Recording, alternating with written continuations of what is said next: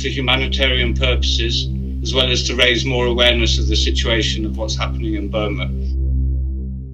Hi, Kim. Thank you so much for talking with Khit Media.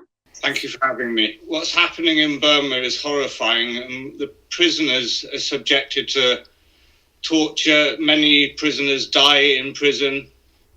It is reported that people are tortured just for the fun of it. I hope that by raising awareness around the world with the international community, that we can put pressure on the Burmese military to stop this treatment of their own people. When my mother was under house arrest, I was actually allowed to visit her. Now nobody is allowed to communicate with her.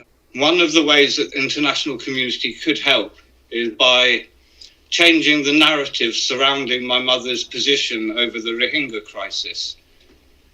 It is clear, if anybody actually looks at the evidence, that she was never quiet about the situation there, and she was always trying to do her best to resolve the situation without it dissolving into the bloodshed that is now consuming Burma. One of the bodies of evidence that shows how much she was doing to try and resolve the situation is the recent book.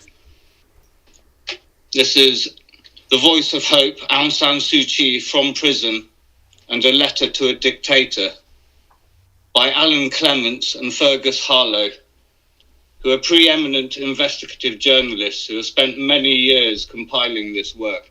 This book has been submitted to international courts of law, both in Argentina and in Germany, as evidence that completely refutes the fact that my mother was silent over the Rohingya crisis. So people should read this book in order to get the truth out there.